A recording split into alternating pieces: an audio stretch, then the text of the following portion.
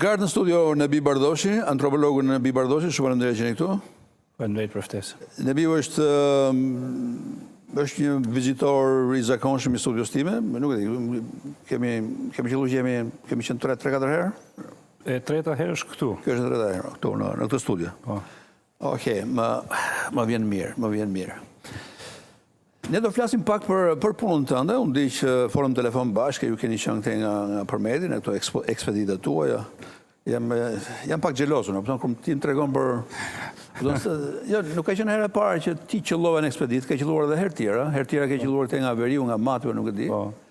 Edhe është një nga raset e pakte ku unë e gje vetën ti me gjelos. Ndaj dikujt që po bën një gjë që më provokon kërshëri, më provokon, më thonë, dëshirë, do doje që t'isha mëndin tëndë.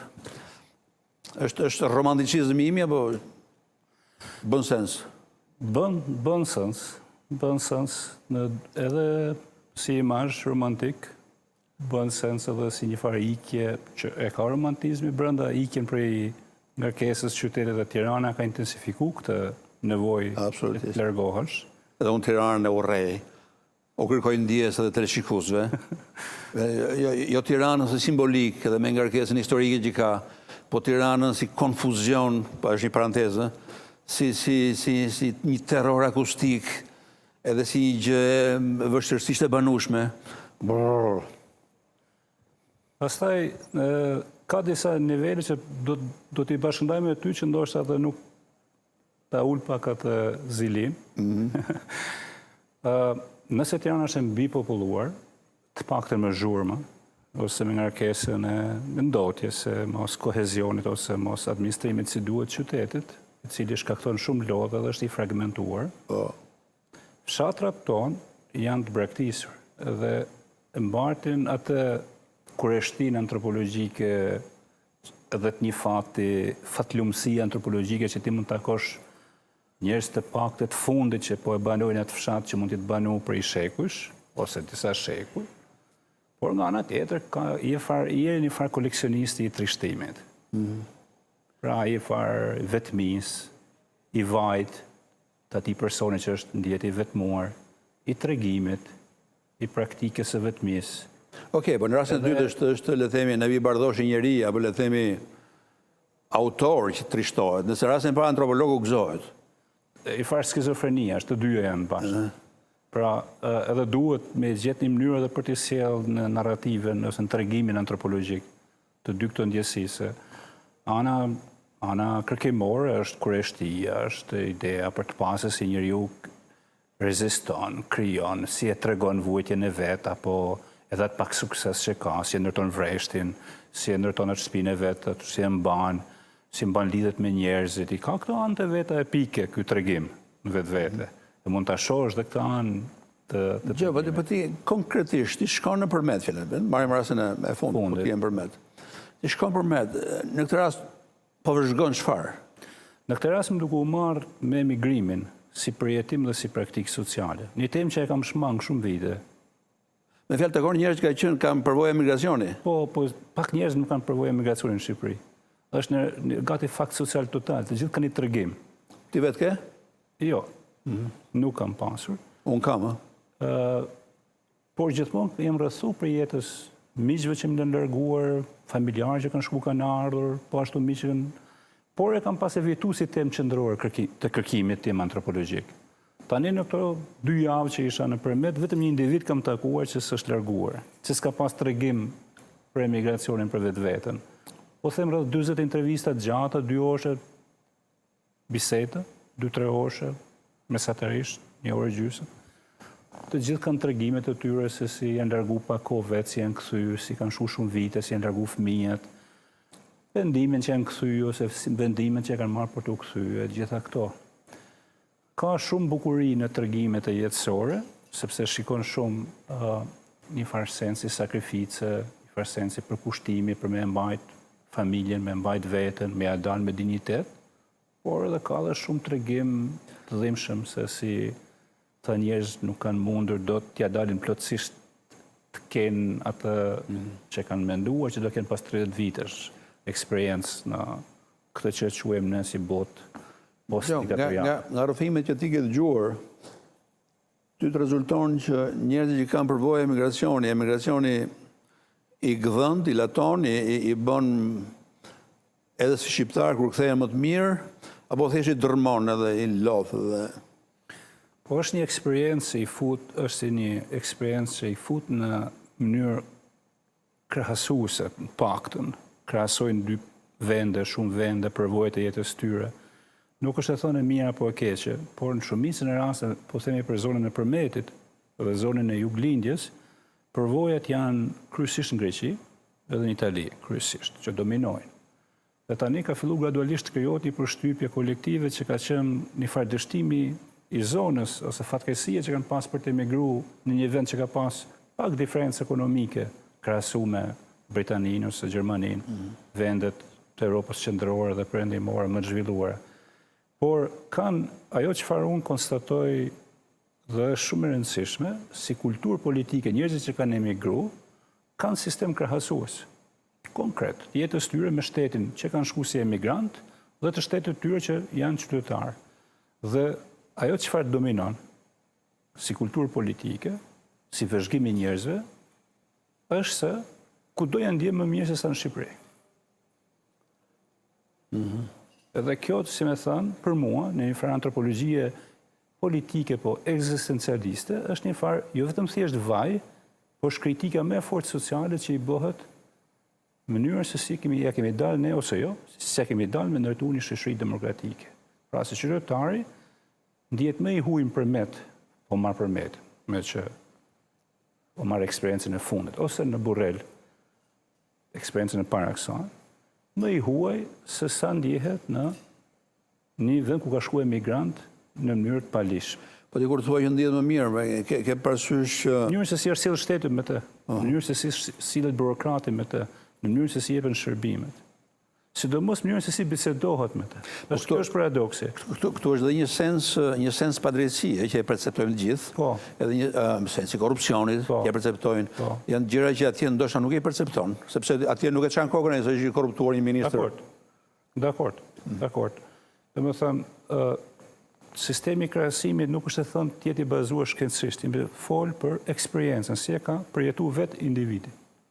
Pra, aje ka përjetu, sigurisht e intensifikon narrativen për të treguar që është i pakënaqur me shoqërinë këtu, është si kërkesë, pra më them që është kritikë sociale.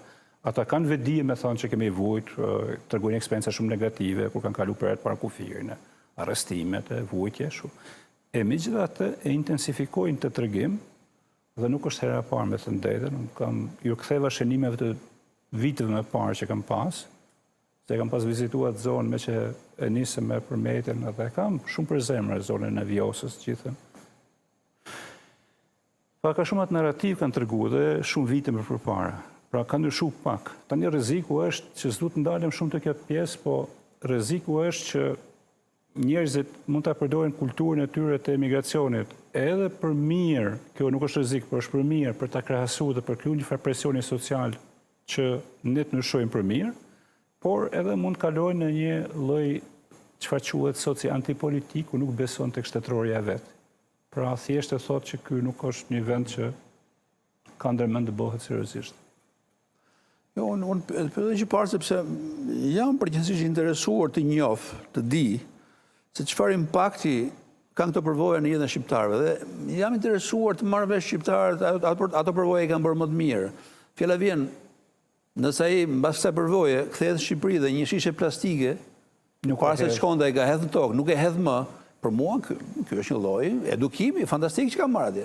Ose nëse përpara se të shkonte atje, i dilte një policë në rrugë, opton edhe me 10.000 lekë edhe mund korruptojë, nëse ndodh mbasi kthehet, ky mund marrë kurajon civile dhe civikat i thotë të vit turp, kupton? Nuk e di, në këtë kuptim unë do doja shumë që këto përvoja të kenë luajtur një rol. E nuk di nëse e kanë luajtur. Nuk jam i sigurt. Nuk jam i sigurt shumë për këtë. Nëse ka luajtur rol për këtë. Më shumë ka luajtur rol për ta konstatuar më shumë padrejtësinë, por nuk besoj që është bërë shumë frym në reagim. Ne në përgjithsisht në psikën kolektive, kemi idenë e një shqiptari që është një qenie unike, edhe e integrale, një copshe. Edhe mi për një antropolog besoj që kjo është brot shkolla më e madhe që mund të ekzistojë. Nuk e di, duhet të flasësh pak për diferencat, që ti vëre nga një vend në një vend tjetër, nga qoftë brenda jugut, qoftë brenda veriut, qoftë midis veriut dhe jugut. Ka diferenca fantastike apo janë të vogla, apo vinë duke u zvoglu, apo vinë duke u zmadhu. Kjo është pyetje e madhe, faktë, do ka për të sqaruar po. Do shumë, po. Jam përpjek me, më thënë, e para është një lojë stereotipësh që gjinësh gjithmonë kur shkon në terren. Se unë jam një verior që shkoj në terren, në fund ditës. Ose do që unë të flas gjuhën letrare, për ati që i shfaqem në terren, i shfaqem një verior që po e pyes. Dhe dashi për dashi, unë bëj një etnografi të gjithë Shqipërisë nëpërmjet dialogut të parë, sepse njerëzit reagojnë në mënyrë imediate nga jetë e kjesë, siç pyes unë, pyesin edhe ata mua. Edhe është ky shkëmbim i stereotipe pozitive, negative që kemi. Mi thojnë mua, unë përpiqem të evitoj kategoritë e mia se s'kam ne stereotip negativ për njerëzit a priori. Por mund të them që, për shembull, sigurisht secila zonë ne kemi lënë pa trajtu, secila zonë në Shqipëri ka një raport specifik me shtetin, që ja na shkalojmë si bisedë. Thuhet dhe kalohet shpejt fjala vjen. Shpeshherë, për shembull, jugu ka krenari bindjen ndaj ligjit shtetëror, ose raportin me shtetin më të drejtë për drejtë, ose kur thot njëri nga jugu, sidomos Skarpari, Përmeti, sidomos pjesë edhe Labria, jemi familje me traditë, është i referu luftës dytë botërore e këtej. Shpeshherë është i referu një kontributin luftën e dytë botërore dhe traditat vjen edhe referohet tek një element që është modernitet në fakt. Periudha moderne e përfshirjes në shtet. Ndërsa zakonisht kur në veri referohet jem familje me traditë, referohet një familje që jam familje e madhe, o gjak, plesnarsh, që kanë pas referencë shumë interesant. Diçka më të hershme. Kjo është e para në vetë referimin. Ka dy kulturat ndryshme etatiste. Nuk janë jo etatiste, po dy kulturat ndryshme etatiste do kisha, ose shumë, sepse pastaj thërmëzohet, nuk rrin kështu. Fjala vjen, ortodoksët janë më shumë të lidhur me kulturën e shkrimit, dokumentimin dhe drejtimin konkretën shtetërore, rujtjen e memorjes më shkresë. Dhe zona e Korçës përreth, ata që nuk janë ortodoks për muslimanë japin si atribut ortodoksëve si kulturë që na dhanë, se dhe ne jemi korrekt me shkresërinat. E pastaj shkon duke u thërmukja, po lëm këtë thërmëzimin, por rritë dy makrot, raport me shtetin.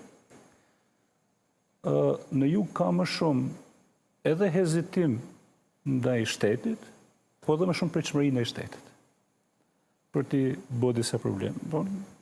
Shteti do të jetë agjencia kryesore që i drejtohesh. Në veri, për shkak, sigurisht shumë kush mund të më kritikojnë, se jam Tiranë pak shkurt, për shkak të historisë politike të modernitetit, sidomos komunizmit dhe postkomunizmit, përgjithsisht kanë dashur të jenë rehat për shtetit.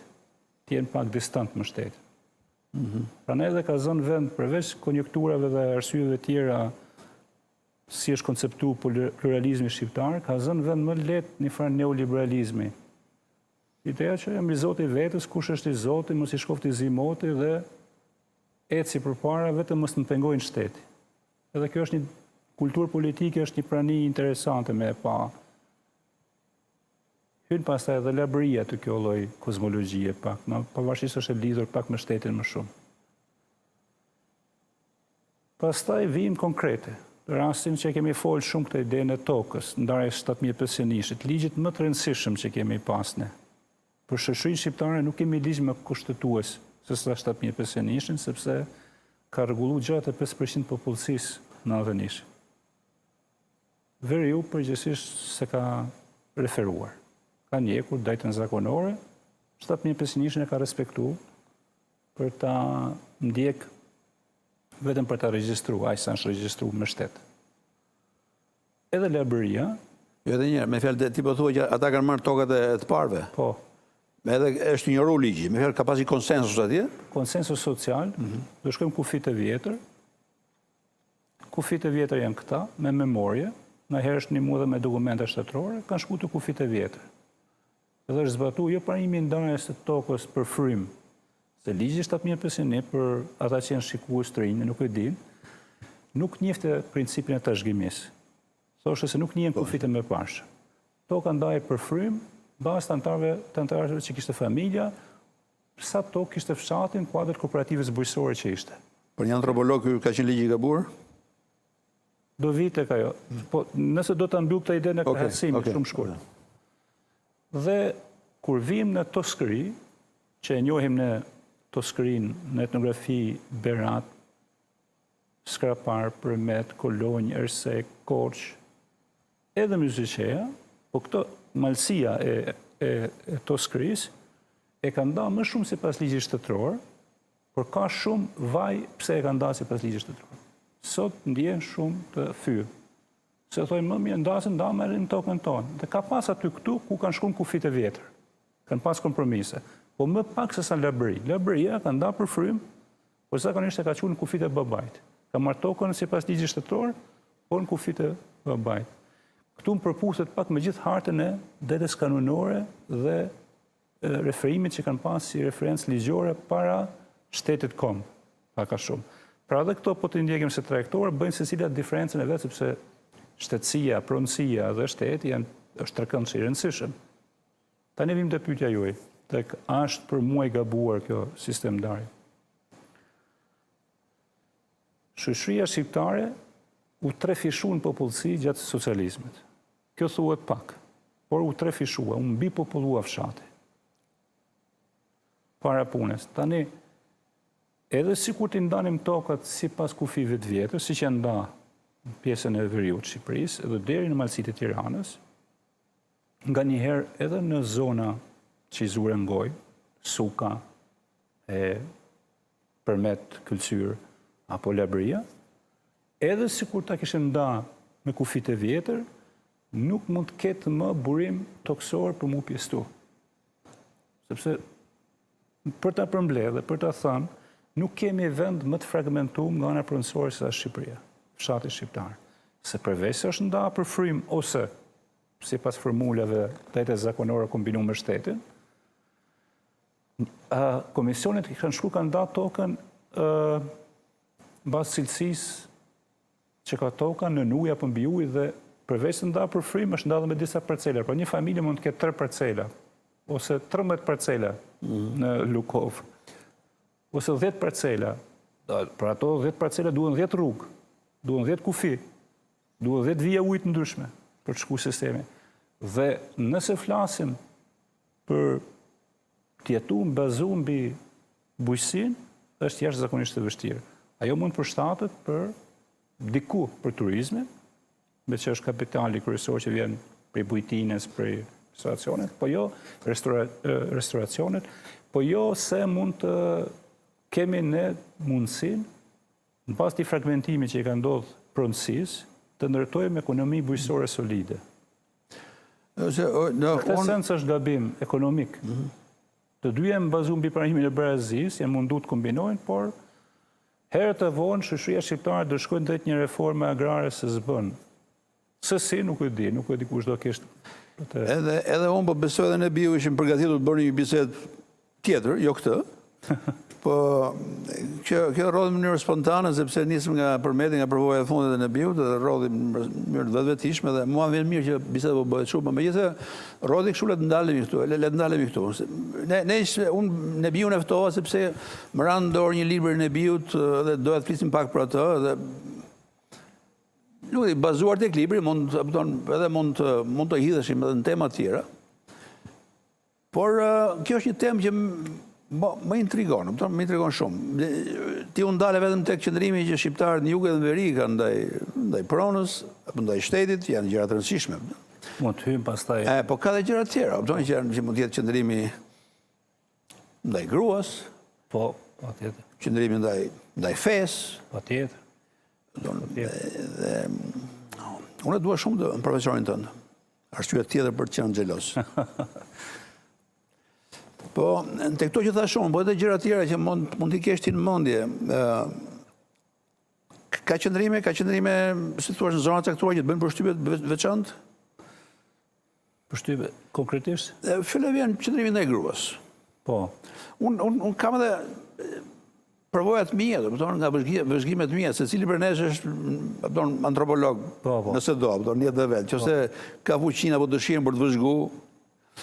Unë e përmanda dhe herën e kaluar, duket, unë pata një përvoj ambasadoriale, diplomatike në Zvicër, edhe unë pata kontaktin e parë të rëndësishëm timin me shqiptarët e Kosovës. Unë kësha njohur, sporadikisht, shqiptarët e Kosovës, në Tirana apo në Prishtinë, pa atje është një masë e madhe shqiptarët e Kosovës në Zvicër, një rreth 300.000, edhe unë i takoja po të çdo ditë. Ata janë mirë në terma ekonomik, janë shumë të integruar, ti nuk gjen asnjë shqiptar të Kosovës në Zvicër pa punë. Janë gjithë në punë. Edhe kjo ishte fantastike.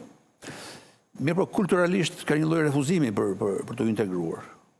Ruajnë identitetin e origjinës. Merren me një tjetrin shumë, martohen me një tjetrin, bëjnë dashuri me një tjetrin, pa bizneset i ndërtojnë me një tjetrin. E shohin me dyshim Zviceranin. Këto ishin vëzhgime që bëron që s'kan lidhje me... Po, edhe e përfitroj se sa interesante do tjetë për Nebi Bardoshin, kjo jeta e ekspeditëve që bën vëzhgime të tilla. Shiko, pa diskutim që zonat ku e radhë parë, zonat kanunore në alim të raporti me gruan. Në Shqipëri ka një hartë shumë përbashkët, sepse gjithë shoqëria shqiptare në tërësinë e saj është patriarkale. Po, absolutisht. Pastaj janë marrëzhet që ndryshojnë. Marrëzhet e shfaqjes dhe marrëzhet që nuk shfaqen. Pra, nëse do të gjesh një folës që mund të flasin hapur, që mund të ketë qëndrime që thotë burri është i parë, gruaja është këtu thjesht për më shërby dhe e gjën pa shumë vështirësi në veri të Shqipërisë. Por, për shkak të presionit dhe emancipimit që ka bërë Partia e Punës në Jug, evitohet si bisedë, shmangët, por kur i shef rolet sociale, nuk ndryshon shumë. Pra, në të folur ndryshon, goxha shumë, se kur themi jemi me tradita, ne si trajtojmë gratë si ju, është një nga referencat, ose ne s'kemi gjakmarrën si ju, por kur shkon praktik sociale, pastaj diferenca ngushtohet. Çfarë është të përbashkët si më pyetu që parë?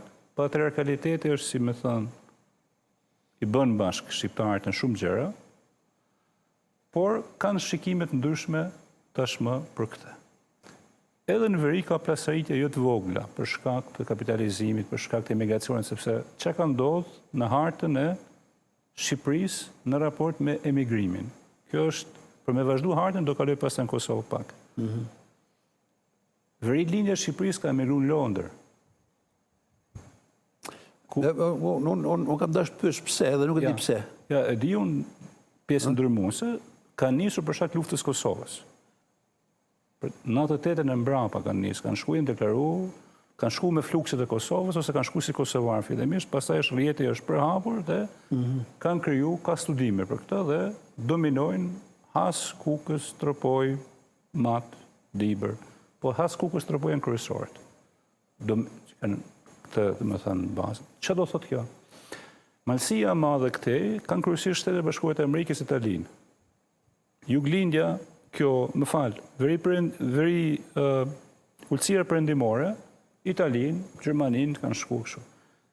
Nuk është të thënë që këta njerëz do marrin civilizimin e Londrës ta sjellin apo Shtetet e Bashkuara ta sjellin, sepse ndodhen ato procese që ke konstatuar në Zvicër, që njerëzit hynë brenda komunitetet vetë dhe konservojnë, madje shpikin një kulturë tjetër edhe me konservatore, se sa kanë mbartur.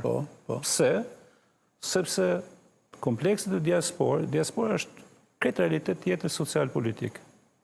Mjafton hyni urdhër tjetër fetar, apo urdhër tjetër fetar që rekrutojnë këto margjina ose i banojnë, dhe rikonservojnë ose qojnë trajektore këtë tjetër atë civilitet krahasu dhe me fshatin prej nga ka qenë. Si që ka ndodhë në periferit apo në Tiranë. Për shembull, shumë urdhra fetare janë pa studium dhe në libre them këtë, domethënë një nga ftesat për t'ju kthy pak librit me që e piknisëm aty idenë e këtij emisioni. Një nga ftesat e mia është pikërisht me studiu fen në 2 rrafshe kryesore. Në rrafshin spiritual, pra afektiv, si ndihen njerëzit me këtë, që është shumë personale dhe unë bëj gjithçka për këtë liri, por si e impakton kjo socialen dhe ekonomiken dhe politiken tonë. Sepse vjen momenti i dytë pastaj se këto institucione fetare janë shumë të organizuara.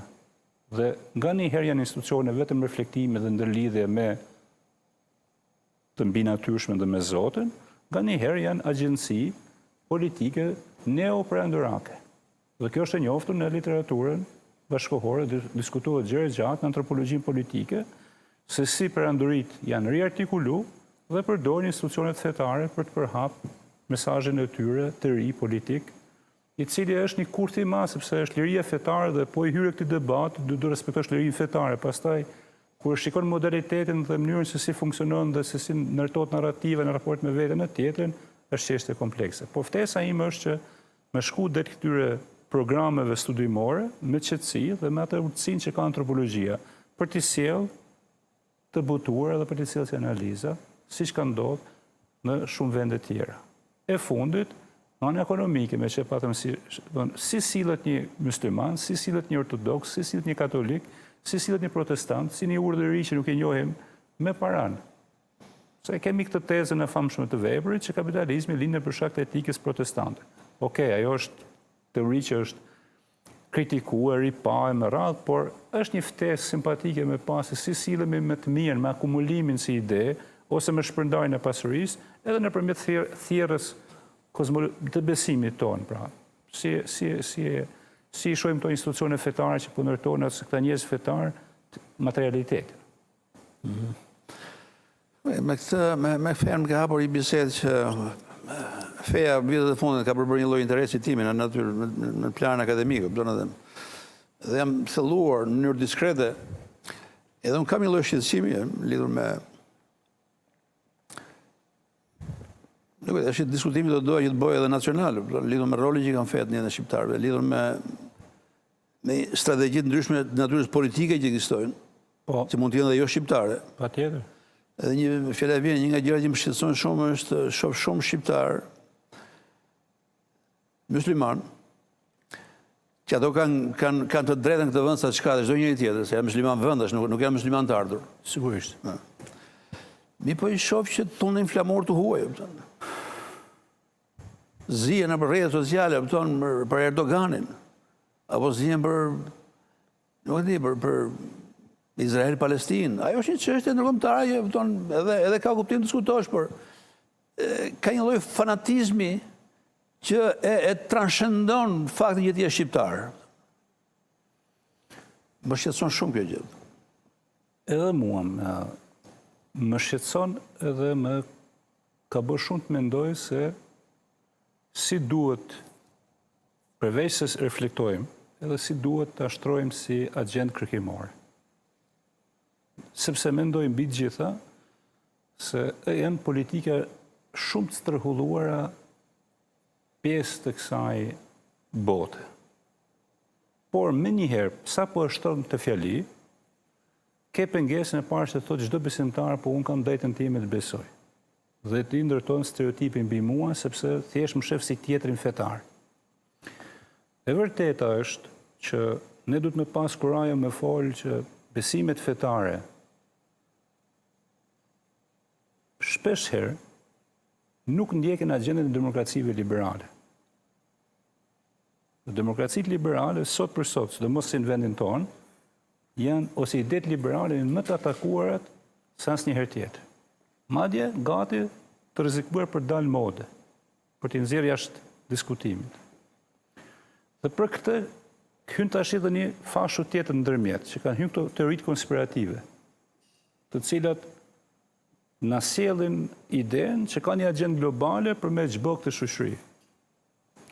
Dhe këto të trinon idetë liberale, teoritë konspirative dhe interpretimet fetare, duke që me të fituar në fund dalin interpretimet fetare të cilat kanë mundësin edhe të mesazhit shenjtë, kanë dhe institucionet, kanë dhe parat për të vazhduar gjendën e tyre.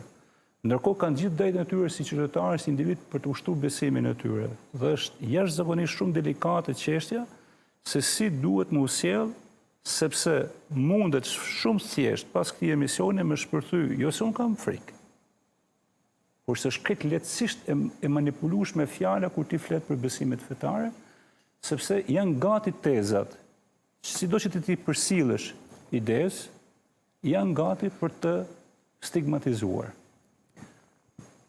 Vim të rasti linjës mesme. Lindja mesme, ose rasti Izraelit me Gazën, Palestina ka qenë, si thush, shenja ku janë debatu dhe janë matë filozofët dhe dietarët, politologët për dignitetin njerëzor. Gjithë cilën këtë brezni mungon, botrisht. Nuk i kemi më ata korefetit dijes, si Eduard Said me shok të cilët u thishnin debatin botror dhe Palestina ishte shembull, treguesi se si po shkelen liritë e drejta themelore një si nuk po lejohet një popullsim ndërtu shtetin e vet, si po azësohet një kombë etj me radhë, dhe filozofët kryesisht e majta, po jo vetëm humanizmi evropian dhe i botror matej me te. Në vend që të bëj ky debat, fatkeq shpeshherë është bërë si debat mes muslimanëve dhe jo muslimanëve. Por ajo që i dhe kapak çështjes është se çështja e Palestinës është çështje humaniste. Është çështje e gjithëve. Nuk është e pafalshme ajo çfarë ka ndodhur aty, se është ti e shikon hapur pavarësisht kapacitetit tonë për të reaguar. Fjala vjen unë kam heshtur, nuk kam folur fare, sepse e kam ditë që kapaciteti im për me ndryshuar aty është më pak se zero. Por e kam kuptuar që aty këtë bësh me një akt pafalshëm dhe genocidal, po. Është ndri dielli, nuk ka nevojë shumë për se provat janë live, janë të gjalla. A do faktohet, do shohim drejtësia ndërkombëtare sa zoja është. Por vim të debatin për fen, pastaj kur vinë njerëzit e matën mes tyre dhe bëjnë diferenca unë dhe ti dhe këto ndarjet, këtu është problem tjetër pastaj jashtëzakonisht delikat i ndarjes. Këtë temën e fundit e kam trajtuar vazhdimisht në këtë studio, kam një të ftuar fiks që quhet Kastriot Çipi, madje gjithë do vim mbas teje. Edhe jemi ndalur edhe te gjatë te konflikti Izrael-Palestinë, sepse përpiqemi të trajtojmë probleme që nuk para trajtohen këtu në debatin publik shqiptar. Edhe kam të qëndrime pak të ndryshme nga tuajt, por duke qenë se ne jemi në fund programit. Jo, nuk i hym, unë thjesht me e shtrova, nuk mora këtë inkursion për dëshmëri intelektuale, vetëm me shpreh vetëm se evitu. Më nderon bile që e solle si shqetësim tani në studio. Edhe biseda më duk shumë interesante, të falenderoj shumë që të pata këtu. Faleminderit shumë për ftesën. Ti me siguri, si që thashë, kështë ardhur tu për të bëri bisedë tjetër, po biseda doli shumë mirë. Po unë do ftoj me shumë kënaqësi edhe do kemi një, le themi, një bisedë tjetër më radhë. Me kënaqësi vi gjithmonë. Mirë dhe kjo është biseda që unë patëm me Nebi Bardosh. Biseda tjetër do të jetë, si që thash, me Kastriot Çipin, me njerë pas publicitetit.